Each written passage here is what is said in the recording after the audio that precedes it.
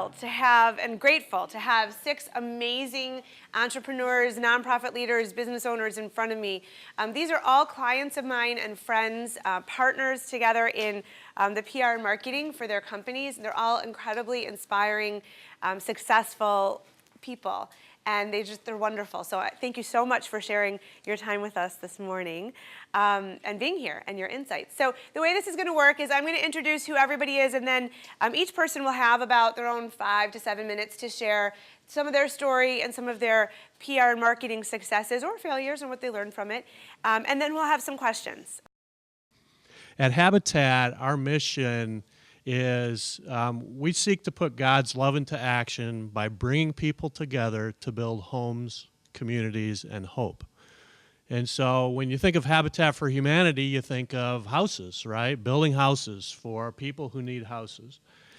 And a little over 2 years ago, I came into Habitat Oakland County, and I was really excited about being part of this big international brand. Because we do build all over the world, and we really create hope all over the world, but I saw it as a construction company. So when we think of brands, we have a perception in the world. What I came to realize very quickly 2 years ago was that Habitat for Humanity was less about the habitat, the house, and more about humanity.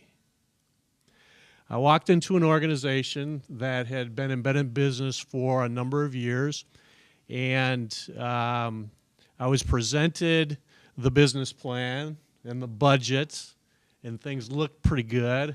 I got in the door, and within a month, I realized over the past year we had built homes to keep on track, because our metrics were about home building, but yet we had, at the end of the year, 8 empty homes with no families. So our marketing challenge, in my mind, was, well, geez, I got to get the word out. I need to fill these homes. And oh, by the way, there was about $200,000 of government money tied to those homes. I had to find families for those homes and close on those homes within 5 months. Otherwise, I lost $200,000 of funding. So my challenge was, how do I get the word out? How do I find families? And that turned out to be a marketing challenge.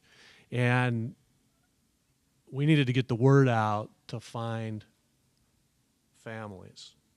So instead of trying to do that myself, I basically went to the staff who was there, a young part-time guy, just earned his MBA, came from the communities in which we built, very intelligent young man who really had not been empowered in his job. And I didn't know a whole lot because I was brand new in the organization, and his name was Rajan. And I said, Rajan, if you could do anything right now, you had no barriers, you had no limitations to any ideas or to any actions you would take to find the right families for these homes, what would it be? And he knew right off the top of his head what those things were. And I said, great, go do it. No limits. Within those 5 months, we had those homes filled. We found the right families. But what it came down to was not advertising or marketing to the masses, but it came down to building relationships with organizations that could provide those pipelines of needy families who needed a safe, decent, affordable place to live. The point of this story is that when I came in, I looked at, okay, I need to market to the masses. I need to get the word out there, and I need to get the word out quick about what we've got going as an organization so that we could find families to fill these houses. But the reality was that I achieved a much greater result by empowering my staff to come up with a solution which wasn't the solution that I had for marketing. It was about talking to the right people in the community who could create a pipeline of families that's much greater than we could have done just by marketing to the masses.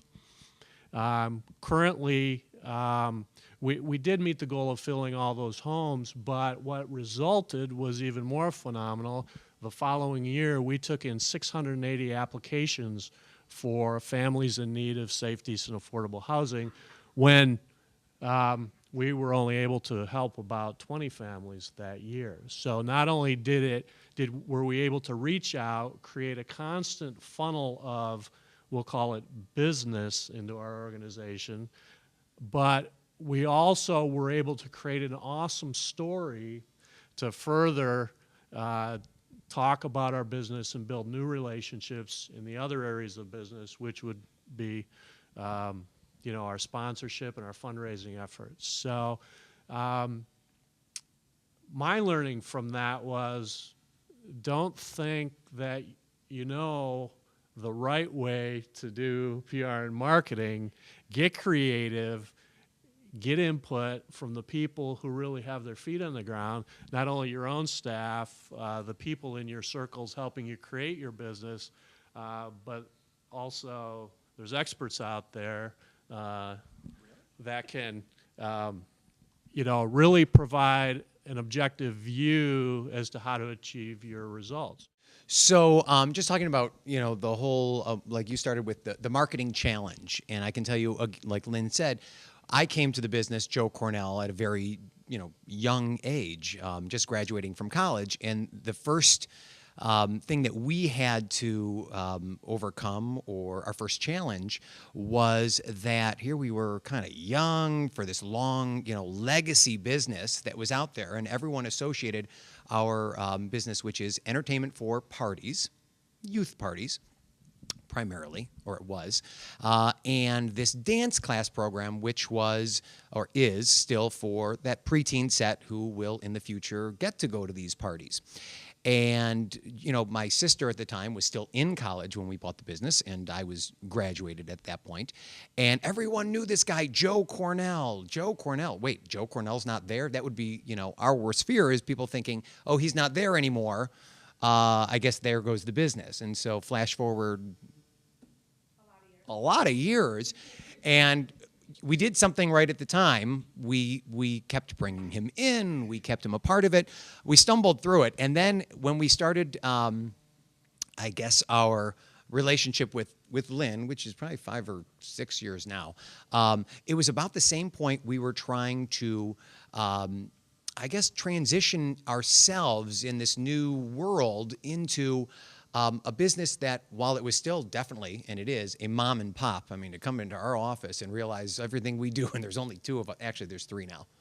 Yeah, and some part-timers. But to actually run our office, we wanted to still have that mom and pop feel, but we wanted to convey to the industry, as in like the insiders, the people who provide what we do, and photographers, videographers, florists, catering managers. We wanted them to feel that we were a big player, a cornerstone of the marketplace, and someone that will be here for a long time, and someone to respect and trust and want to partner with.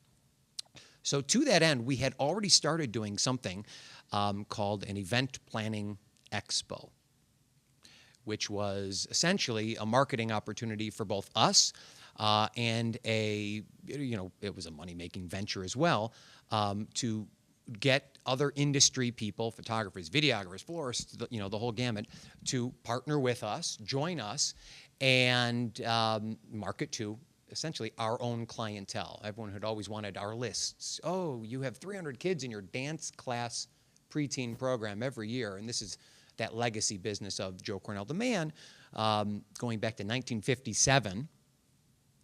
So generations upon generations send their children to our dance class program, this pre-bar mitzvah, if you will, program.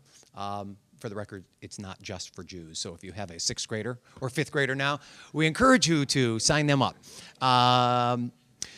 So this expo came around, and we started doing it. This year, we've just completed our 11th year. So in the beginning, it was our own play on trying to position ourselves as a leader in the marketplace. We wanted to be top of mind, top of tongue with other industry people so that they'd refer us, or when they're talking with their clients, oh, you haven't hired an entertainer yet, you should call Joe Cornell.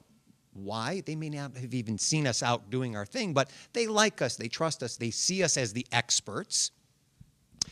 And we move that forward to today, and I think it's a hugely successful thing, and we're branching it out into the corporate event planning as well. So where was I going with all this? I'm not quite sure. My company nowadays, we do so many different... Expanding your reach. Expanding our reach, yes. Yes. We wanted to expand our reach, and yeah, I'm gonna. How many different ways have you done this in the past 5 years? Oh, okay, that's what you wanted. Okay, I got the memo, but as you can see with all my notes here, these guys are so professional. Over the last 11 years for the expo was a chance to expand our reach. We also developed a wedding division, and not just throwing it out there saying, yeah, we do weddings too. We actually created standalone marketing, its own website, which actually publishes the rates that we charge right on there, which probably is for another conversation another day. But go figure, putting your rates out there will qualify people in advance and save you a lot of headache, heartache, and time with people who just want to talk price. So in the wedding business, you can imagine that has been incredible for us. And we still do a lot of weddings now, but they're the weddings that we want to do. How about that? We produce a magazine now called Plan It Magazine. It was something that we spun off of our event planning expo, which used to have a program book when you come in. Here's the people who are here today. Take it home with you. And now it's on, I think, issue number 7. It grew from a one-day, here's the thing for the day with advertising and content, into an online edition as well, twice a year publishing. So there's a standalone issue as well that is not tied in with the expo, and it's got rack placement around town. It's in the temples and some of the schools around town, the private schools. So it seems like everything that you've done has to expand your relationships in the public sphere, yeah? That's true. Yeah? And we'll come back to you. We want to move along, but that was great. That was awesome. I've always had a passion for dancing and interest in it, but that's not how I got into the business. I have a background in marketing and sales. I've always been involved in marketing and sales, my other businesses. But about 10 years or so ago, I started getting into ballroom dancing as an activity and something interest and such. I saw it as a growing business. I didn't realize how the timing was just perfect. It was right at the time we opened our studio, right at the time that Dancing with the Stars hit the scene or hit television and became so popular. So it was a good timing thing. It was a lucky thing that got into it. So I looked at it. Most dance studios, most traditional dance studios in the ballroom industry evolve from dancers, but they don't know anything about marketing, or very little. They kind of try to pick up on it and doing things. I knew from my end that I had to bring bodies in the door in order for people to learn how to dance. It's an interesting thing that I run into is that I'll meet people, today, anywhere, and they'll say, oh, I've always wanted to learn how to ballroom dance, but they don't come in. It's the fear factor of walking in, exposing yourself, and being vulnerable to learn how to dance. So I had to figure out a way how in marketing to get people in the door. So let's step back a little bit. Originally, when we started the dance studio, I was in the process, when I saw this business, I saw it as a business and I saw the opportunity, I was going to purchase the other competing franchise, the Arthur Murray facility in Bloomfield Hills. After negotiating with them for 6 months, the deal fell through. Right? But I kept looking at it and thinking, this is a great opportunity, this is a great business. So I knew there was another franchise out in the industry called Fred Astaire, but there were no Fred Astaire's in Michigan. So I guess that was a good opportunity because they wanted to have something in Michigan. They hadn't been in Michigan for probably 10 or 15 years. Contacted the corporate office, I got a hold of the president. We met, we talked, and within 4 months, we opened our studio. So that was a good opportunity. There was no other Fred Astaire, but I had to compete against the independent studios that were teaching ballroom and also the established Arthur Murray's in the area. So I had to figure out how to be smarter about it, how to bring more people in. So one of the things I learned, though, well, let me finish that part of it, is our studio, opening up in the Detroit market, in Bloomfield Hills, without any other studios to help support it and help market it. We started off with 0 students at the very beginning of 2006, to the point that we are now, in 2010, we set a 65-year record for Fred Astaire, and as far as the number of enrollment students that come in, new students coming into our studio, which we average between 500 to 600 students coming in. And when I say students, in a year, yeah, 500 to 600 a month. That's a good goal. That's a lofty goal. With your help, I'll get there. So, yes, we have our studio, though, is we average 500 to 600 new students, and our students are primarily adults, social dancing, wanting to connect. We have single people and couples and all kinds of things. But the average studio in the average Fred Astaire studio in the United States will have 4 new students a week. We average 10 to 12. This year it's right at 10. So, which the president of Fred Astaire is very proud to point out to all the other studios in the country. They're in Detroit. Look at what they're doing. The worst economy. So it's about marketing. For me, it's about marketing, and that's what I could do. I can dance, but I'm not going to teach. I have teachers that do that, but I can market, and I can bring people in and expose them and build the relations, make them feel comfortable coming into our studio. So right now I am a solo practitioner. In the past, I worked for 2 other law firms. They were small and medium-sized law firms. And when I thought about what I would say today, one of the interesting things was that when I worked with a law firm, the exercises that we did within the law firm were internal. They brought in business experts, business consultants. How can we make our business grow by looking at all of the associates, and what can you guys do for us? None of the partners ever looked outside at how we were marketing ourselves as a firm or branding ourselves. They told us to go out and get more business. They wanted us to bill more hours, to make more money for them, to make their practices more successful, but really with no tools to do that. While I was working for a law firm, I did start to define myself and my practice as a family law attorney. I mean, we've had a reputation of, struggling with each other, high conflict. High conflict isn't really where I wanted to be. So I defined myself while I was working at a law firm, came to see myself as being more mediative, as Lynn said. But the process and the journey of defining myself was really important. And I had a message. I had a message that I was using for myself, but I didn't really have a way of getting it out there. And when I moved on to become a partner in another firm, there were 3 of us, and we were like-minded in practice and how we practiced. We were all collaboratively trained attorneys. We were all mediators, but we didn't have the same business ideas. So that led us to separate on friendly terms, but I still was on my journey of defining myself.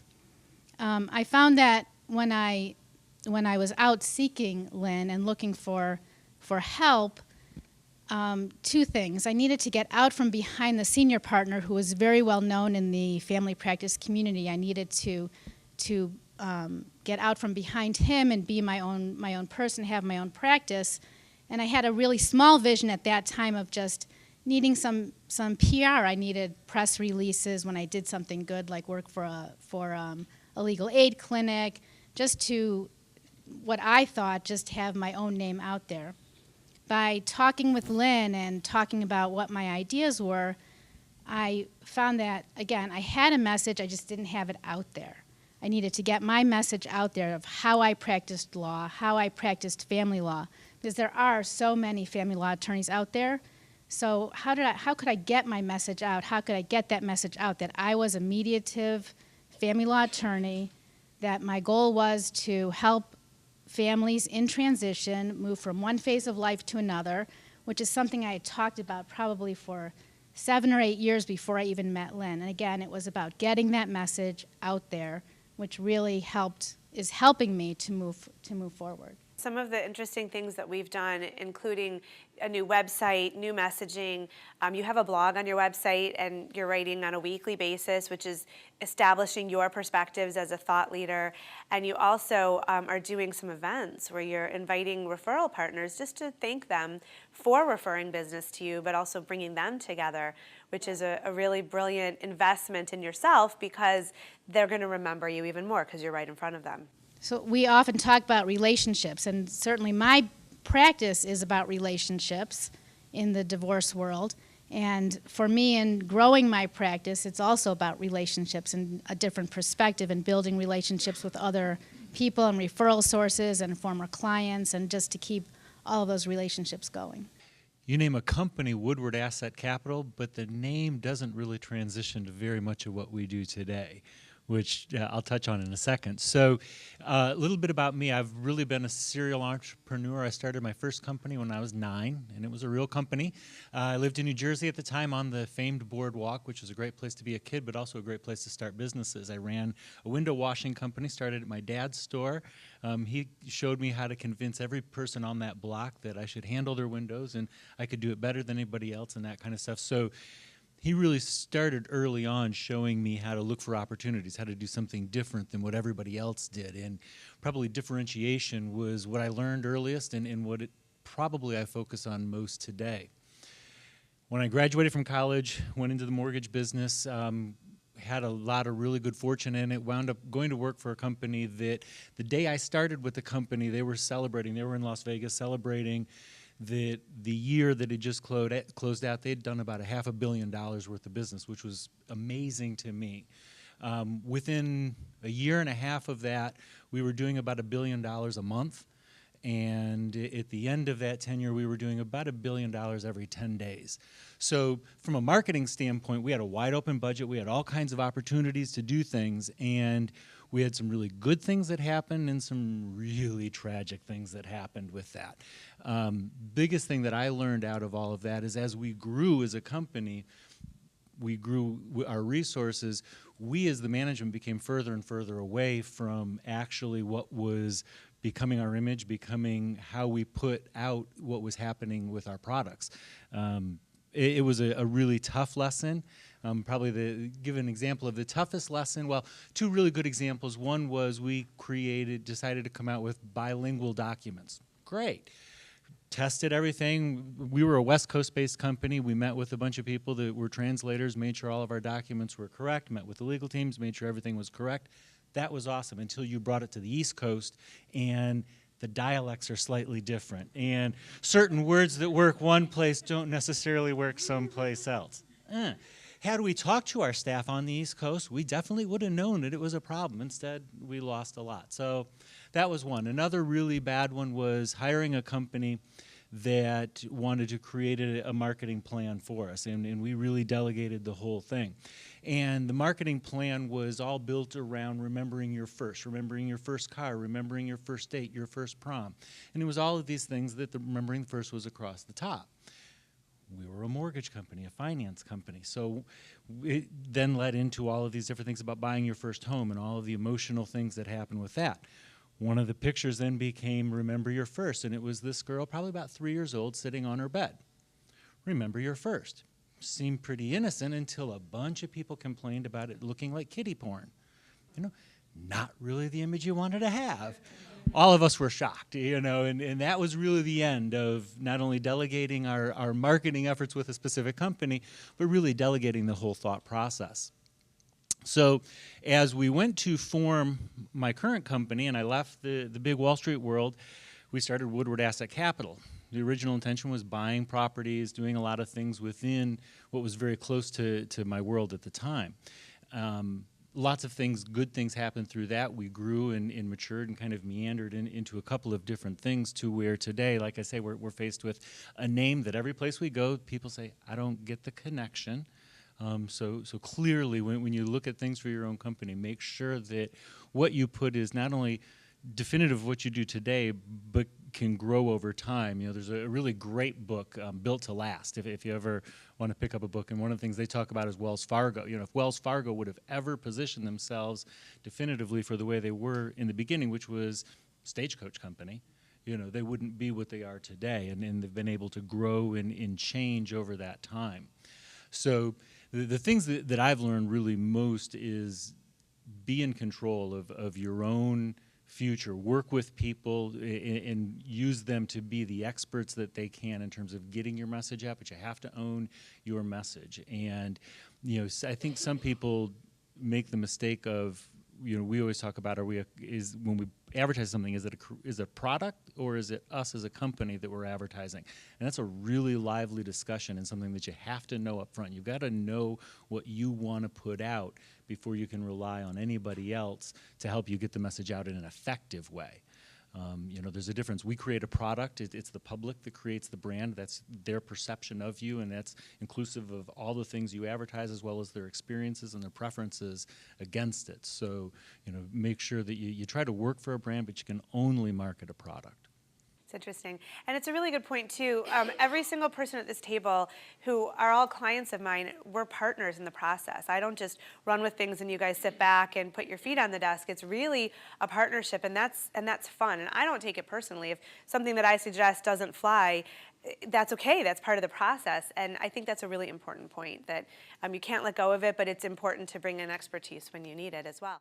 Oh, well, you know, when I opened my business 10 years ago, there were many yoga studios in the area. And what you learn right away with any business is you really have to have your own niche, right? And that kind of just took care of itself because, as I talked in my earlier talk, that I was coming from a more spiritual aspect and had all the other limbs of yoga that was really important to me to bring to people. But more importantly, I opened Karma with the idea to teach our students how to take their yoga off the mat and into their lives, that it wasn't just a 1-hour exercise. So that's what really set us apart. And that's really important, especially if there's other like businesses in the area, is to just do your own thing and do it really well. And that's been my focus ever since. I brought together a team of teachers that we had all taught in the area over many years, so that helped build the business immediately, that we were known. We weren't brand new. We had a following. And then my business tends to grow most of the time, or had so far, from word of mouth. Really is like a restaurant, right? People would hear, oh, maybe we should go here. So that works, and that continues to work really well. And also the drive-by. It's funny that you were talking about the Fred Astaire dance studio, that people are afraid to come into yoga, just like dancing. You know, oh, I'm not flexible enough. Well, if you wait, you'll never get flexible. So there's that fear. And so I tried different marketing things along the way of, like, you know, an introductory course to yoga, and that didn't work. It was funny. People were even afraid to come into the introductory course. Would there be other people in there? And we often do well with privates. A lot of people like to start there. That works well as well. But it got to the point as the business started to grow, and you know, I can do the left and the right brain sides. It doesn't mean I should do it all, because that's just not a really good leader to try and do it all. So I started wanting, and I knew in my business print advertising wasn't worth the money. I didn't have the deep pockets to do that. You have to constantly put out print to even have somebody act on it. They have to see it like 7 times before they will even act on it, and I'd be way out of budget with that.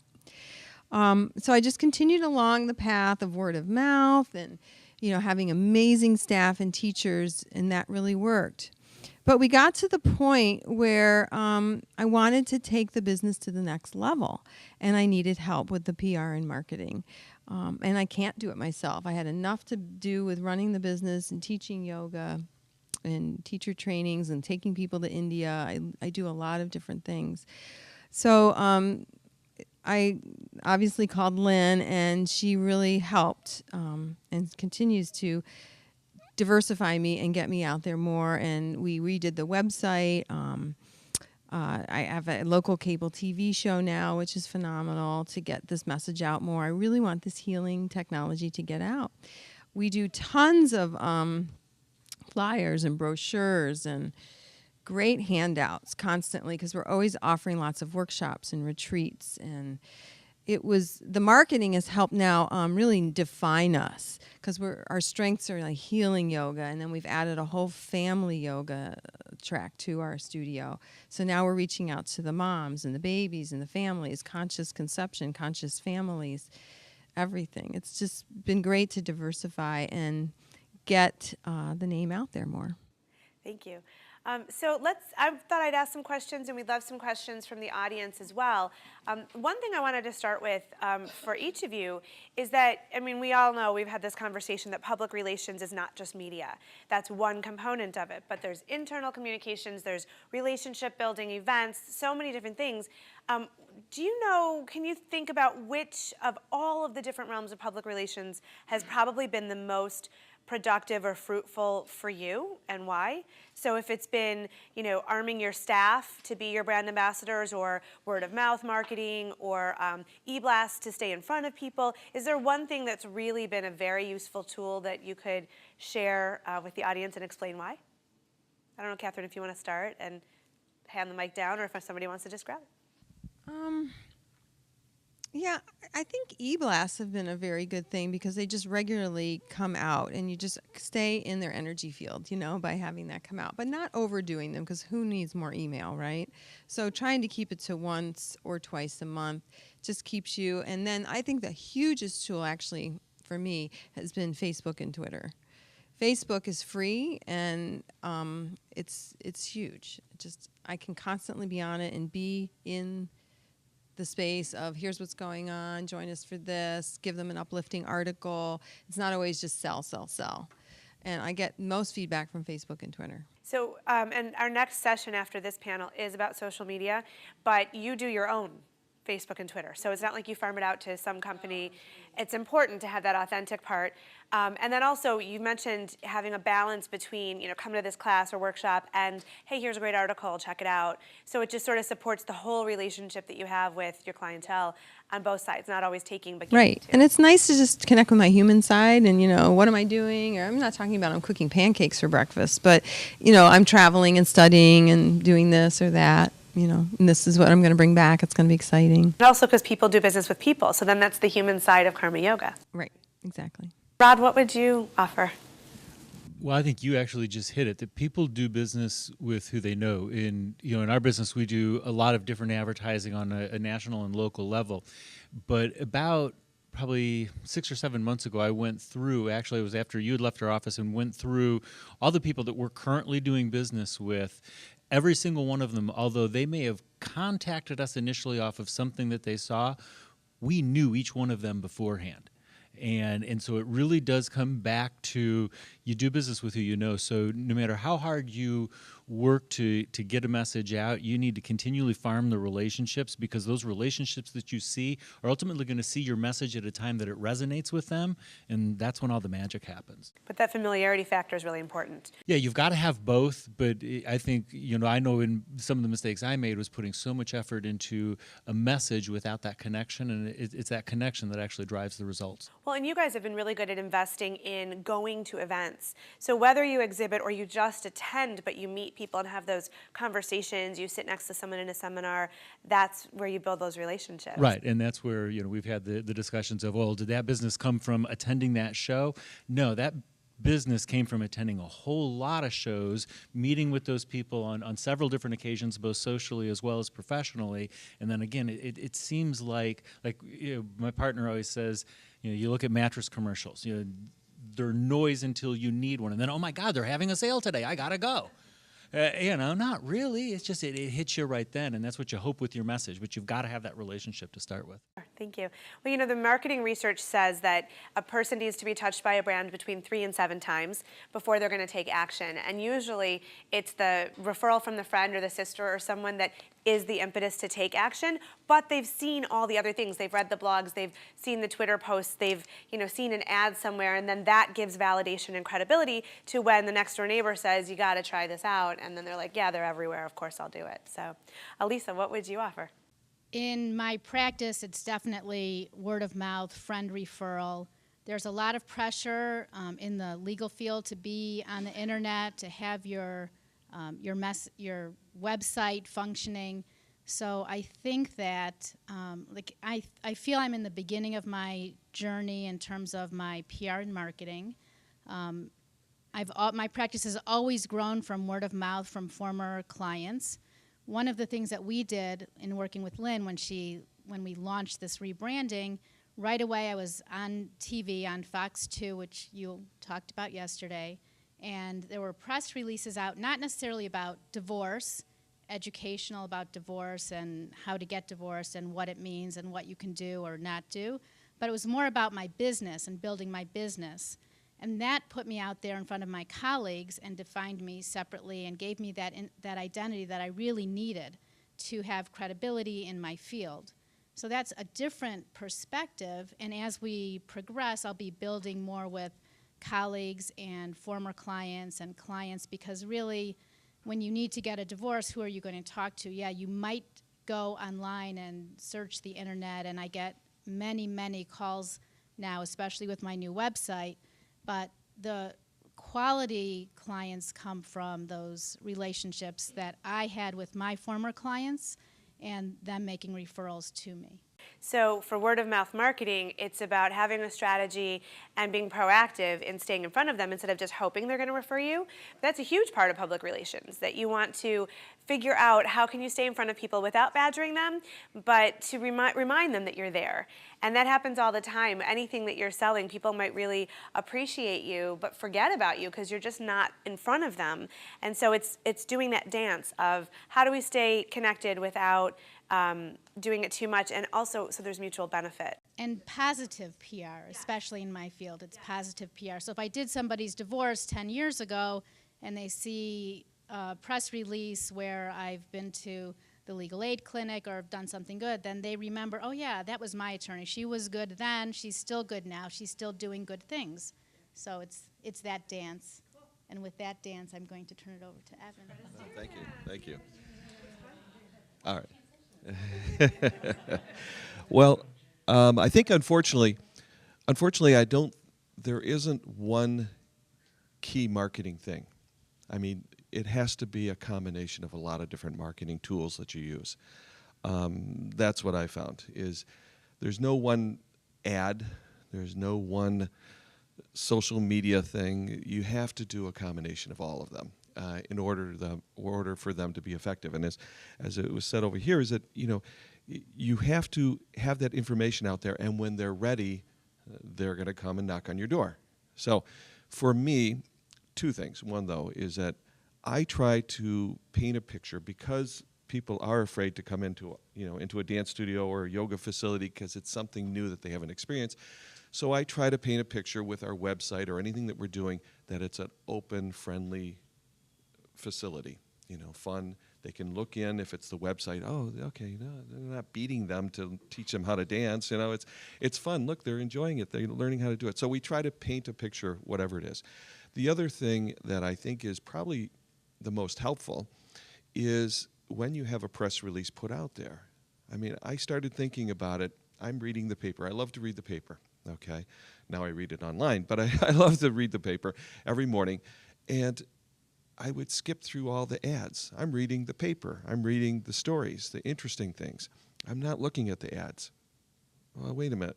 I'm paying for these ads, but I'm not looking at them. Wait, something's clicking here. When somebody reads an article about my studio or what we do or any particular thing, it adds more credibility to it.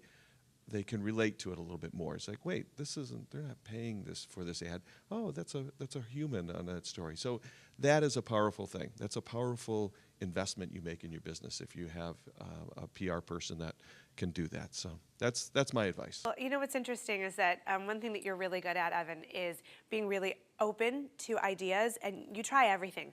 And he's the most upbeat person I know. So he'll try something and maybe it won't yield any new customers. And he's like, okay.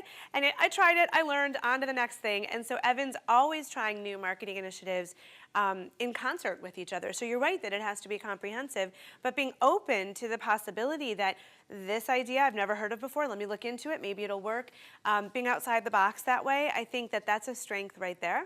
Absolutely, you have to find different avenues. And again, it's, you know, if we're doing charity work or if we're doing, you know, networking through something like this, anything, you know, you're always, the opportunity is there, but you have to look for those things and just be open to it. It's interesting because there was just recently a big story in the Oakland Press on Sunday about Fred Astaire that we secured, and it was beautiful, huge picture. And Evan's gotten some calls from it, and people have come in because of it. And I know that each of you have been in the media at different times, and people have mentioned it. Oh, I saw you here, or you know, you see those repercussions. And with media appearances, you can't always tie it to a sale. Sometimes you can. Maybe people signed up for, you know, dance lessons because of it, but when they mention it, it means that it's working because your exposure is rising. That's the frustrating thing too. From a business owner, is you run an ad or you do some kind of PR, you do some kind of marketing, and you're waiting for the phone to call. You know, somebody's going to call it. It doesn't always happen that way. You can't. It's difficult from a business standpoint to quantify. Okay, that was worth. I invested so much money in marketing, and I got more back. You can't look at it just on an instantaneous thing. You have to look at it over time, and don't get disappointed if you've run an ad, if you've run a PR, you know, some kind of marketing, or you've done something that you don't instantly see the results. It will happen. It just takes time. Frustrating, but it takes time. Consistency and patience really pay off. Yeah, great. Thank you, Steve. What would you recommend as, you know, the most useful tool or productive endeavor you guys have done to grow your reach? Well, I would say, going back to this event planning expo that we do, here we had been doing it for 8 years or so, and then it was actually, I think, collaborative, or your idea, our idea. What? So it was collaborative. You never give your PR person any credit. Although she got us in the New York Times, so there you go. Yeah. After how many years? It was 4 years of working together, and it was 1 year after the pitch went out. Yeah, so you got to be patient, right? Right? So yes, you're welcome. My pleasure. Do you have it? It'll happen. It'll happen. We're only on year 3.5. You know, you got about 6 months before we get there. So I'm working. I'm working. So one of the things that we did with this expo is, you know, here we wanted to, you know, again, position ourselves as the leader and play on our partnerships with other industry insiders. So what we did is we created this pre-weekend, this pre-expo weekend networking session, where we started doing it at our office because we thought, let's get everyone in and see what we do here. But then we realized it was so big, we actually started doing it at the place where the expo was. But what we do is, about 2 weeks ahead of time, we'd get all of the exhibitors, and now in the early days it was 30 people. Nowadays we sell out and have a wait list, but it's 60 exhibitors, and we probably get about 30 to 40 of those exhibitors who will show up to this pre-event networking meeting year after year, and they get a chance to do business with each other, just socialize, which, you know, like you say, going to these mortgage conferences, you know, they see each other year after year, then they see each other at the show, you know, and maybe their booth is next to each other, but they're creating a relationship and a trust with each other and a referral network with each other. And we can boast that we're both a part of that and we're the instigators of that. And so how it turns back towards us is, next year on the 12th year of our show, that, you know, waiting list is going to grow even bigger, and eventually this show that we do is going to have to be moved to another venue so we can accommodate more exhibitors. I look at Brian because Brian is in our industry, and he's been a supporter of the show for every single one. Even the first year when the lights and power went out, Dream Cruise weekend. Do you remember that? Yeah, and we were, you know, promising, you know, 300 or so people walking through, and we probably hit 100, maybe. And yet people like Brian and others saw the value in it, and they came back, and it's just grown. And this year we had over 400 people walking through, and going to keep growing. Cool. Thank you. Tim, what are your thoughts on the most useful PR or marketing tool or endeavor? Effort? Yeah. Well, in the nonprofit world, we can't call it PR and marketing because we can't spend money on that stuff, right? So we call it advocacy, right? So we hired Lynn to help us with advocacy. And yeah, I have to say that in the last 2 years, the most effective thing we did was bring in Lynn. Because we did not have very good media coverage of all the things we were doing in Oakland County. Lynn really upped our game there because of the connection she has in media. And we haven't been in the New York Times because that really wouldn't be relevant. But I have to tell you, last December, last December, this Gentile's picture was on the cover of the Jewish News, and we knew from my previous experience that you just don't get on the cover of the Jewish News unless there's something really good going on. So, anyways, Lynn made that happen, and but I would have to say, our biggest reach really has been in media since Lynn has come on because we really struggled with that. Lynn has helped us define our story, and we don't sell a product. I mean, we do. We sell our homes to the partner families, but that's not what interests the public. What the community wants to hear about is something that's going to pull on the heartstrings, which and then will in turn will hopefully encourage them to be a supporter of Habitat, because we seek donations to fund our mission, right? So it's not a transaction, it's about a relationship. So that story that Lynn has helped us craft in many different ways helps build that relationship, make a connection that will either maybe spark someone to pick up the phone or write a check or be a supporter or an advocate for what we do. It's true. It's interesting because one of the things we learned early on with Habitat, when we were sending out media pitches and getting some exposure, and we thought that our story was to try to bring people to get involved and donate, we realized that there needed to be an educational component, that people didn't quite get Habitat. Don't you give houses away for free? And we're like, no, that's not the story. And so we actually had to understand public opinion was different and the relationships were not there because they didn't understand the model. So it became an educational effort, and that's been a huge thrust of what we're doing. And so we were flexible enough to switch the tide and just go with it and say this is what's needed at this time. One question that I wanted to pose to you guys, and then I want to open it up to the floor for questions, is when I speak about understanding your story and telling your story, I always talk about how important it is to have that sense of higher purpose, the good that you're doing, and instead of just making money, like what are you contributing? And including that in your story, but also tying back to your mission and your vision. And I know with several of you and with other clients, that's given us pause, and we've said, hold on, we need to take another look at this mission, and is it saying what we want it to say, or has it changed as the business has grown? And having that flexibility to examine, what are we doing here, and how does everything stem from that, because then we're trying to achieve a cohesive goal. So I wonder if you might provide some insights on this concept of mission and vision and higher purpose driving the stories that you tell to grow your business. Does that factor in? If so, how? Anything you might want to offer, and whoever has something to say, because I don't know that everybody does. But mission, vision, higher purpose. I know you have a good story. I know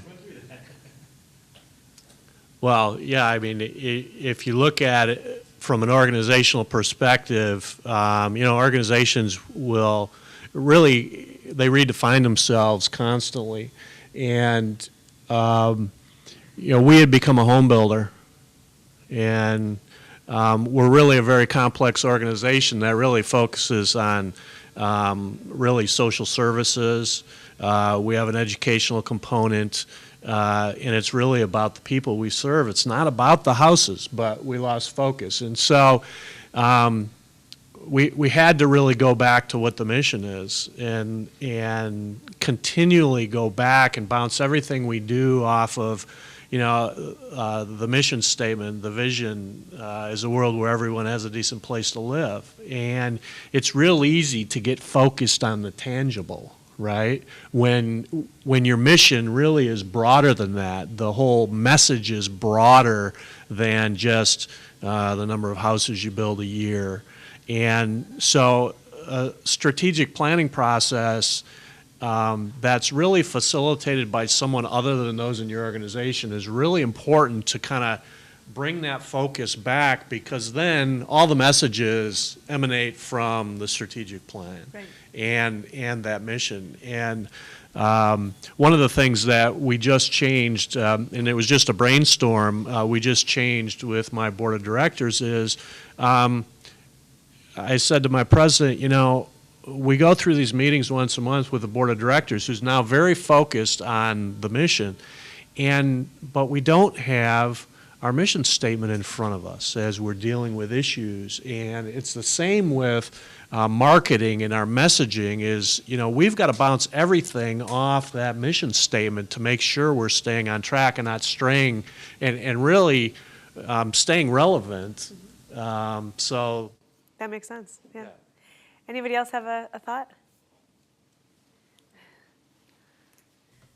What's the first thing that somebody says? You say, I'm getting divorced. People say, I'm sorry. It's very negative.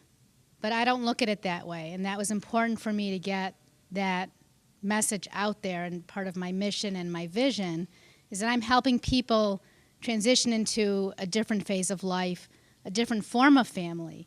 And in a difficult area of law, to try to stay positive, it can be difficult. I always go back to my mission and my vision of helping people go through a dignified divorce, feel good about themselves at the end when they get through the process, instead of, oh, I'm sorry. Yes, it's a loss, and it can be sad, but the more positive aspect is, how are you going to help yourself through your divorce process? And if I can help my clients to maintain that vision as we go through the process, I think it really helps. So that it's really important, I think, to sit down with somebody with the intention and purpose of developing a message and a vision, which is what I did with Lynn. I mean, whoever that person is, to talk about it out loud and have a specific intention to develop that, it really helps in getting your message out. I'll add one other point to that. I have ours up on the wall. I see it every single time I walk into our office. In any single conversation we have that's strategic in nature, every thought is bounced against that statement. Does it fit? Are we on the right path? Because the mission statement's really good at charting a direction for your company, but I've also seen companies try to constantly incorporate it into their message, and I think that can get a little bit blurred. It's a great guiding principle. Use that as your principle when you create marketing or you create PR, but it doesn't always have to be worded. It doesn't always have to be part of the message. It can be part of the principle as well. When I create a PR plan, which is a pretty intense document, it goes really in depth, the first thing we put is the company's mission statement. So when I'm working with a new company, I might actually say, hold on, we got to start there because I don't understand the mission statement, and let's get some clarity. And then we go through a whole 10-step process that in the end gives us activities and tasks and tactics that we're going to implement toward our goal. But the mission statement is on the first page. And so, when you print something out and you staple it in the corner, all you see is that first page, and up top under the logo is the mission statement. So it reminds me all the time when I go to look at that, am I tying back to what is important to my client? So it's just something to think, keep in mind. Catherine had something to add. This path has been rapidly evolving me, so it's rapidly evolving my business because it's a reflection of the owner. And so it's been helpful to refine my mission statement as to what we're really doing. And you had such a powerful line one time. You said, let's get straight. You are really transforming people's lives. And when you put it that way, it was huge, and it's such a gift that we're able to help people at this depth. And so we just keep working with that mission statement that, even lately I've been teaching and not saying, it looks like this is a yoga class, but actually it's a light leaders meeting. because I want everybody to walk out of there being this, light and showing up fully in their life and living their potential and inspiring others. I think we redrafted your mission in like May or June because when we finally looked at it, and it was, I think, what you did in the beginning 10 years ago. And so when you start a business, you start with one vision in mind. Then the business becomes what it's going to become, which may not be what you thought it would be. And we sometimes forget all that stuff that we wrote at the beginning. And so to go back to it, and it was about, we serve this many people in this period of time, and that's great, but what is it about? And that was really helpful. I think it changed everything that we did. What questions from the audience? Julie, and if you guys could repeat the question just for the microphone so we have it for the video. Julie? Well, we have one, so we're just going to leave it up here. Talk really loud. And this is kind of for Rodney to start out with. I'm actually a co-founder of a nonprofit, and we're changing our name to Healing Complex Kids. It was Arc of Hope. Didn't really say what we're doing. I talked to Tim a little bit about it, and it's kind of not only for the panel but for other people as well in here. Yesterday we learned that you need to hitch your wagon to a nonprofit. Our nonprofit, we're all about solutions for families who have kids that have complex issues. So when we think about that, it's high-functioning special needs. It's the kids that are on the Asperger's, that have autism, that have ADD. So I guess the big question is, your organizations, are any of you working with families that are dealing with children's issues? Is that something on your radar? Well, can I ask you, can we rephrase it and say, how are you working meaningfully with nonprofits? Because Rod's company is the one I referenced yesterday that built it into the business model, the new brand that they're going to launch. But not that I'm leading the answer at all, so. So we had this concept.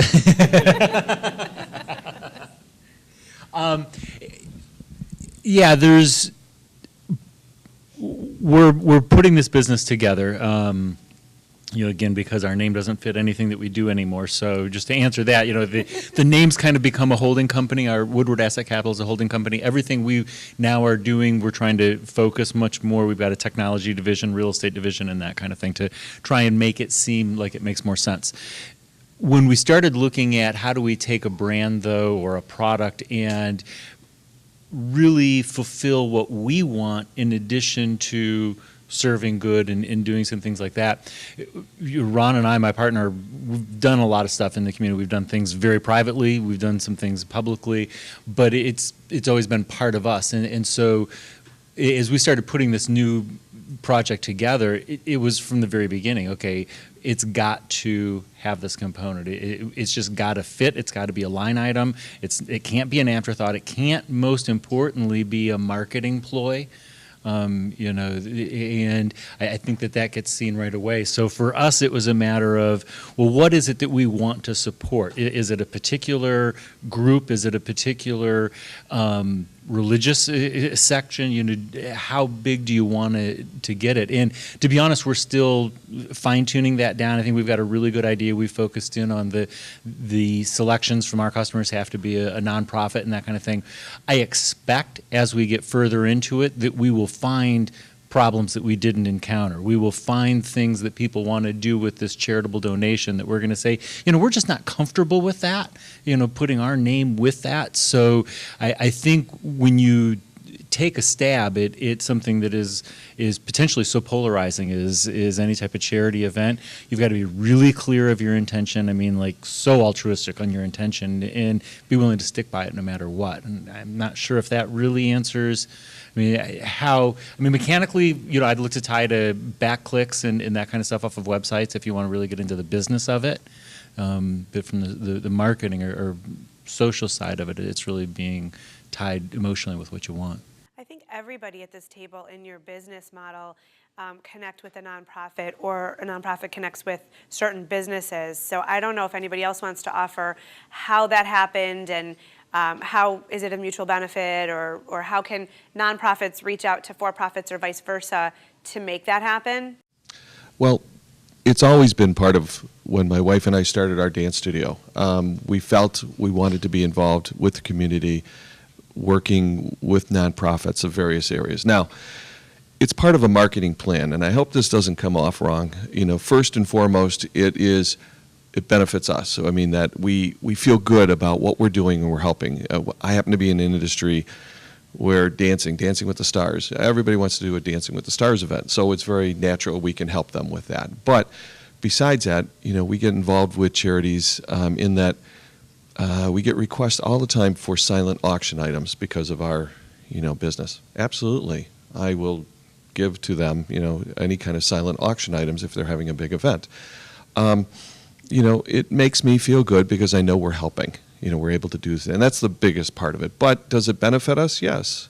Some of our biggest students, clients, have come from, being involved with charities or other different events that we've gotten involved because they see that we're committed too. It's not just about, the greed of the money and the business and stuff. You can't approach it that way. You have to approach it on benefiting somebody and helping them, and getting involved with charities and nonprofits absolutely helps. And I don't think there's anything wrong with saying this is a great way to know people if your heart is in the right place. It's okay if it's mutually beneficial and you mean it. There's nothing wrong with that. Well, I was gonna feel bad after following Rod if I said that it is tied into marketing no matter how you slice it. But then Evan went ahead and said it. Thank goodness. Joe Cornell, we've got this dance class program up to they're 11-year-old kids. Then we send them his way. And so we get about 250 kids in our program every year, and we came up with this brainstorm probably, I think it was 5 years, maybe 4 years ago, that we would tie in a social, a community aspect to our dance class program. So these kids are learning, how to dance, a little socializing with each other, some etiquette in there, but how could we teach them a little bit of social responsibility? Again, in our mind, we're also thinking, this is great. This is newsworthy. We're going to raise a lot of money. We're going to be in the papers. I mean, I'm sorry. It was true, but it was a mutually beneficial thing. And what we did is we said, all right, so we teach kids. Why don't we present to them several charities that are child or kid, oriented, so they could relate to it. So it wouldn't be necessarily Habitat for Humanity, although you help kids as well.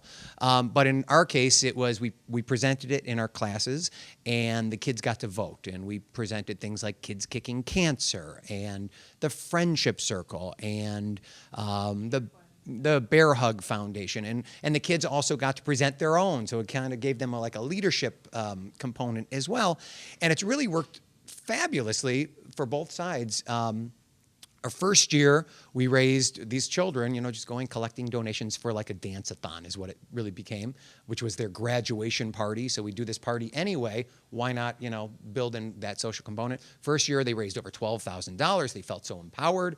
And we called the group, it's everyone, but we called it Joe's Crew.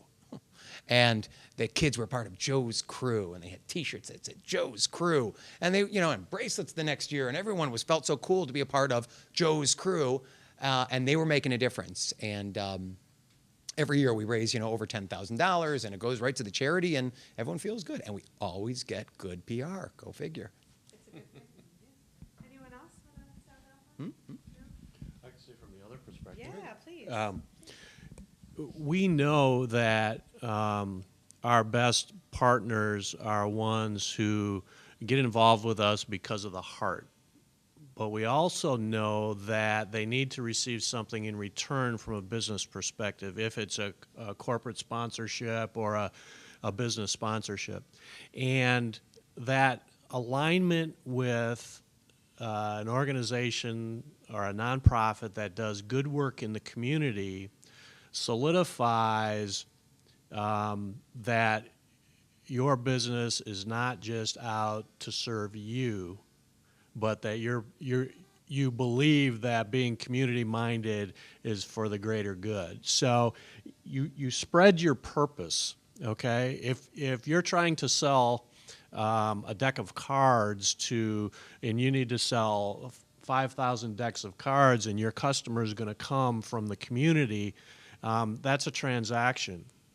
But that customer, if you build a relationship and show them that you're part of something bigger, meaning the community, and that you want to give back, and that the people, the customers, are important to you, and you show that through what we call cause marketing or alignment with a nonprofit, there's a big advantage to the psyche of the buyer when that happens.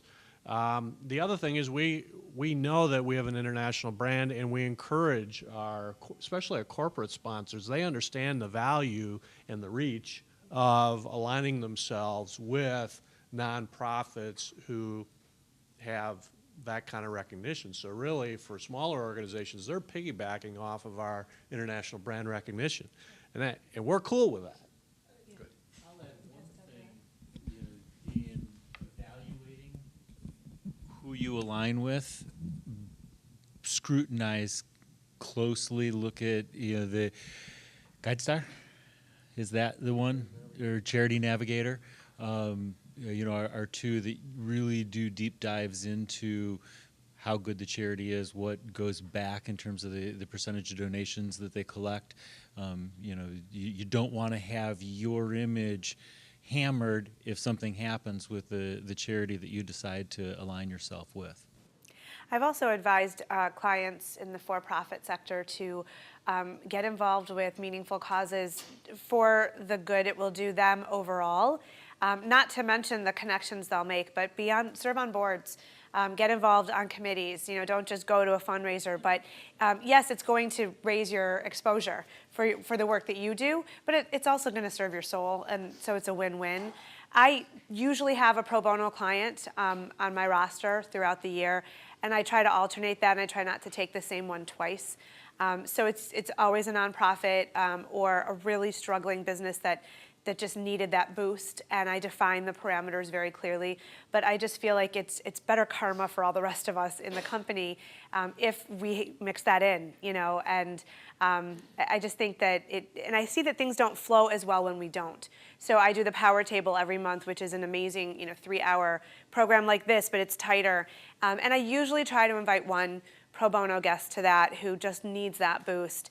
And then I find all the signups happen after I've invited that person. So it just puts it out there, Other questions from the audience?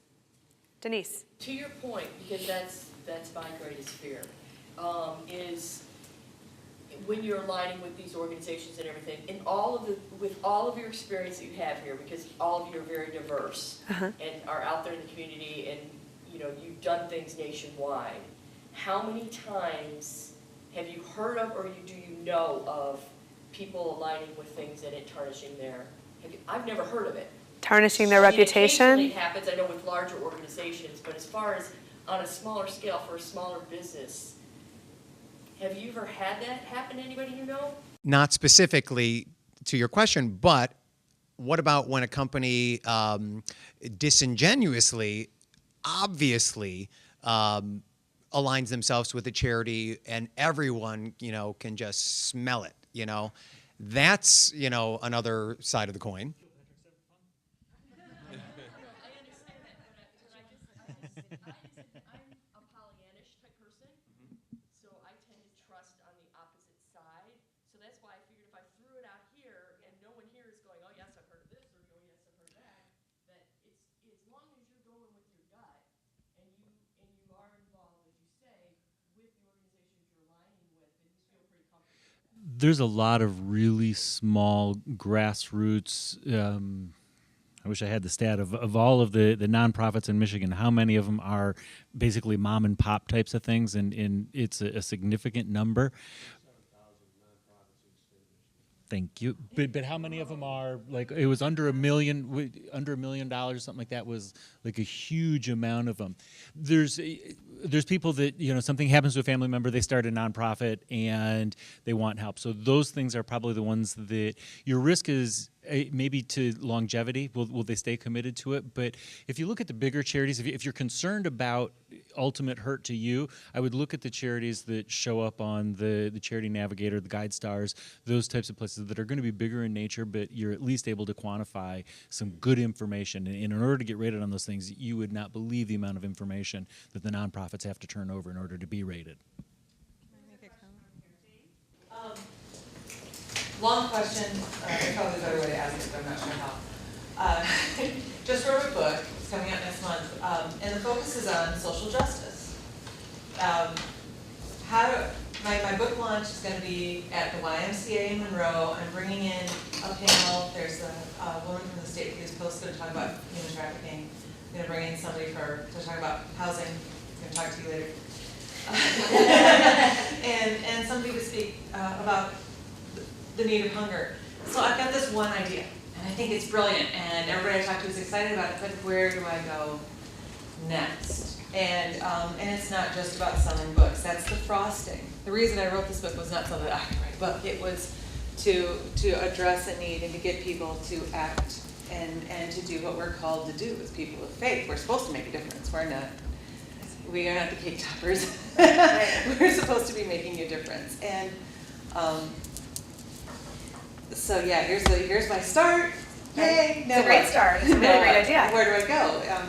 So what would you guys recommend? Yeah, advice, please. Advice on what to do next? Yeah. You're doing this panel thing, you said? Yeah. Put the microphone down. Very small. Very small in the town of Monroe. That's my start. Town of Monroe, you're doing, you're getting people together for, it's a book launch / panel.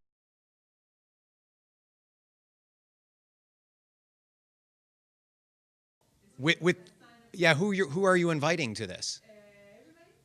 Well, you say put their organization down. Are you inviting charities? Are you inviting clergy? Are you inviting just people off the street? Who? So what's their name? What's their name going on the list for? I'm reaching out to media to invite the public.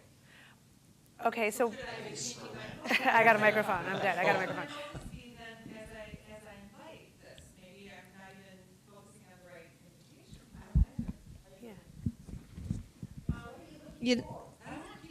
You want to find,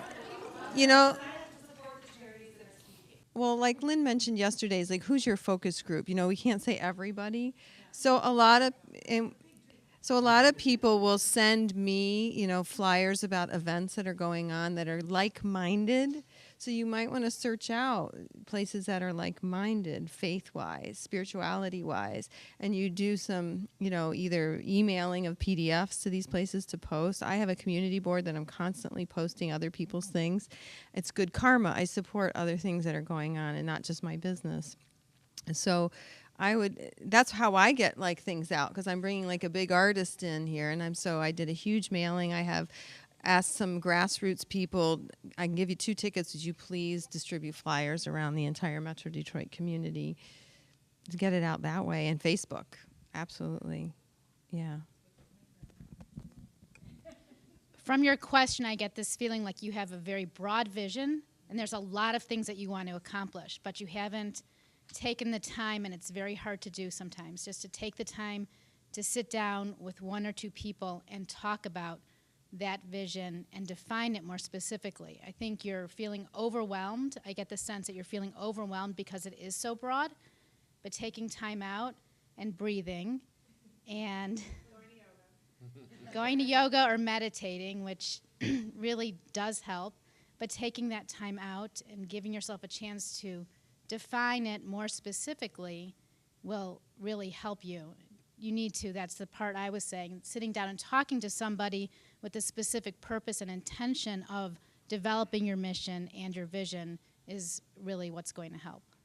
I would also, if you don't mind if I interject, having 3 different nonprofits there, they're all going to be competing with each other.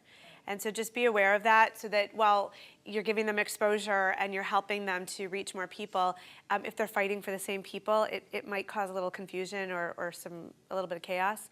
So that's important just to keep in mind, that sometimes thinking smaller and more focused ends up with more reach, because none of us can heal the world. I mean, we just can't, but you can help one person at a time, and that's how you heal the world, Rod had something. I'd also caution you on jumping into action before the message is figured out, because when you're fortunate enough then to attract the audience, if you're still trying to figure out what you're saying, you lose that opportunity to really drive home all the good work that you're putting into your efforts. And so if you step back a couple of steps and really define what it is that you expect to achieve, your mission statement ultimately. And it's interesting, right at the doors there's Walsh College's mission, vision, and values.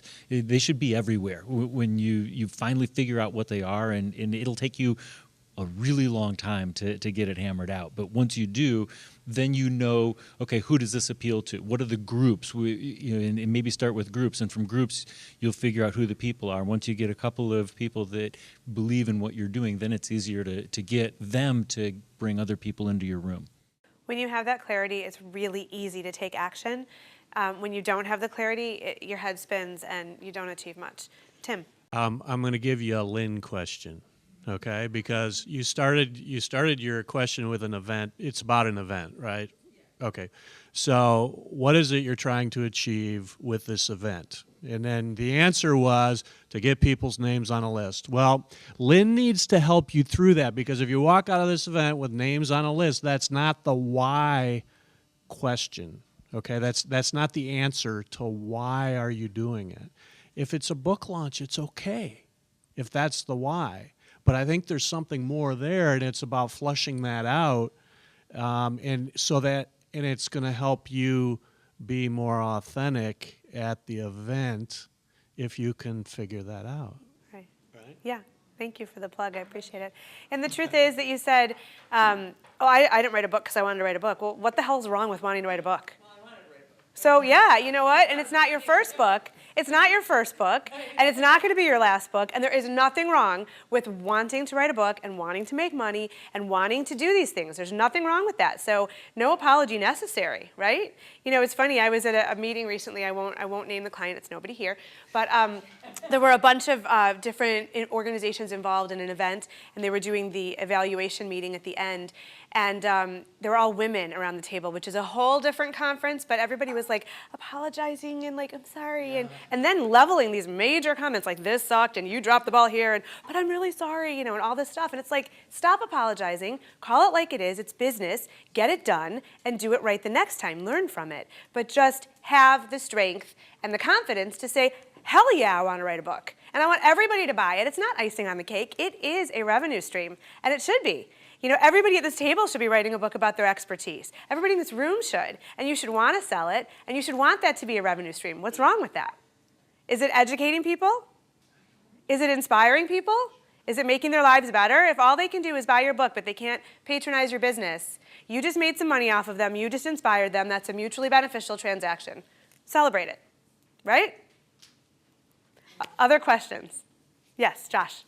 I have a problem with my niche, and there's a lot of people out there who are underserved with my business. So I'm an investment advisor, and my niche is socially and environmentally responsible investing. A lot of times I sit down and talk to business owners about their 401k, and it's all about, first thing, what's your price, what kind of returns are you getting? And so in my email, I'm going to be using email messages to different chambers of commerce and business associations, so I know that there's someone who's half awake who's reading them on the other end. But I don't know how to kind of split that market, because yeah, that's my focus. That's something I really like, is socially and environmentally responsible investing. But I know it's kind of, you know, like you, it's like a niche market. But if I'm known just as that, the business owners are not going to want to. They're not going to want to talk to me. You know what I mean? I don't know how to. Is that the only way you do your product? Is if they take the environmental? Can you pass the microphone? Attractive approach. Would you take them if otherwise? Could suggest that? I would. Yeah, I would. All right, can I answer this quickly, and then I want you guys to jump in? Because one of the things we talked about in our prep for this panel was how to be outside the box, but to do business in the industry, because all of you guys are very unique in your industries, and not to compromise that out of fear, which is a fear voice in your head saying, I need to be able to take any client because it's more money and it's more revenue, and you know I can't just specialize. And we've all felt that, but it's okay to shut that voice up, you know, and say, you know what, this is what I do really well, and this is what I'm passionate about, and this is what I'm interested in, and it's okay to specialize in one particular niche, because the right people will come and you will have enough business. But as long as you're saying, and you just said, business owners are not going to want to talk to me, well, they're not going to want to talk to you. You know, so you're putting that out there, right? So if you say every business owner should consider this, and I'm going to share with them why, and your passion comes through, it's a different conversation, you know? Rod. It almost seems like maybe a bifurcated message. Going to a business, if it's representing their employees, I bet they're less concerned about the if it's socially conscious or not. They're more concerned about, is it protected? Is it a good investment for my employees? Will they feel good about the benefit that I'm providing? Your hook may be with the employee.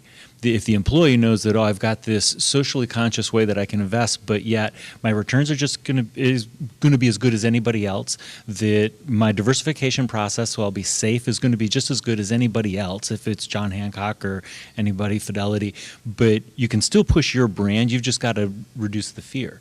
It's differentiation. You've got to show why you're different, but why you're not totally running against conventional wisdom on something that's so precious to the people that are saving.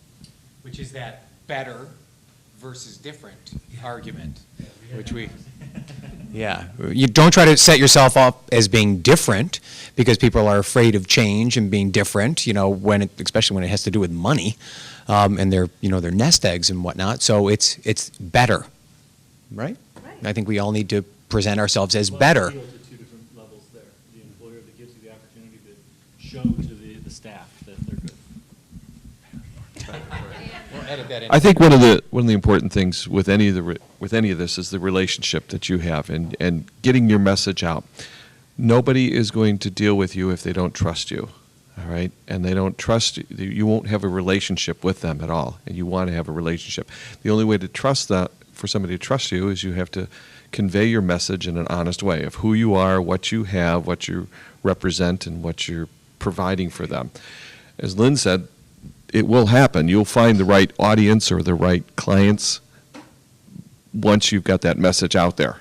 Once you've told them who you are and what you stand for, those people will come to you. You can't be everything for everybody.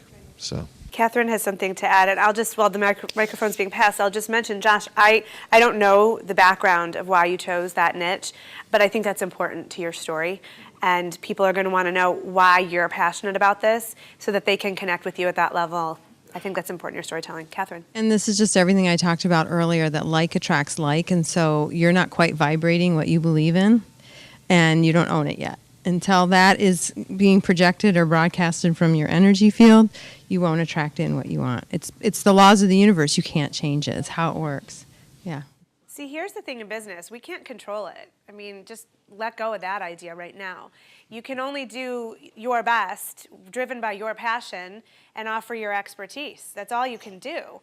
And if it comes from the right place, you're going to do well. But you cannot control other people's responses, how many clients you get, what the revenues are. You're going to get what you need. You just have to let that go, right? You know what, we have to wrap up. We could take one last question, and then what I'd like to do, we have a few minutes between speakers, so I'd love for people to come up and personally ask questions if you have additional questions. So Danielle, why don't you finish us up with a question? My question was actually for Evan.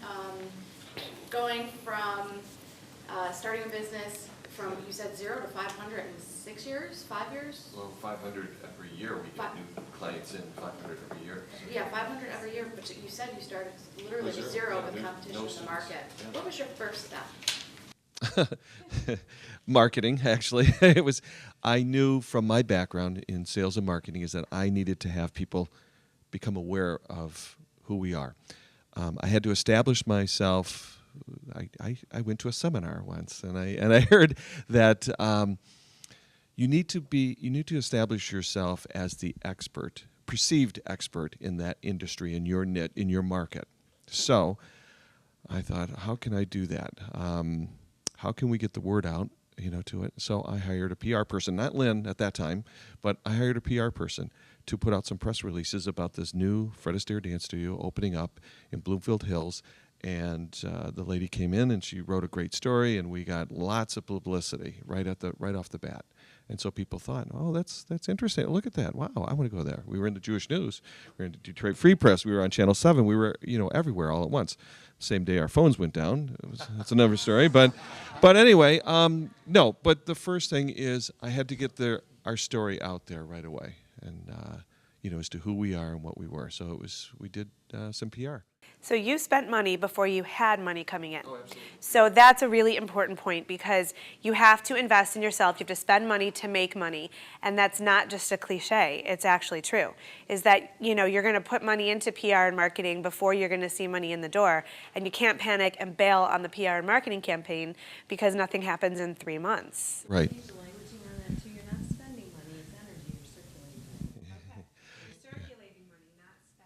Right, circulating energy.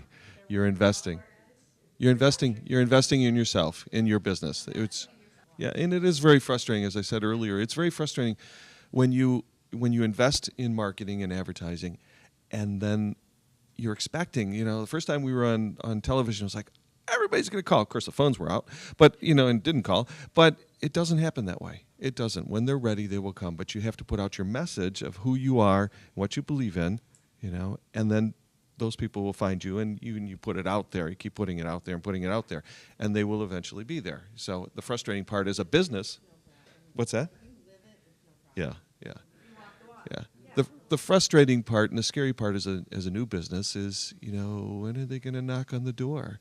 When are they going to come in? When's it going to happen? But you know what? I believe you go down a road or a trail, and you don't know where it's all going to lead at the end, but you just keep following it, and it usually works out. So let's give a round of applause for our amazing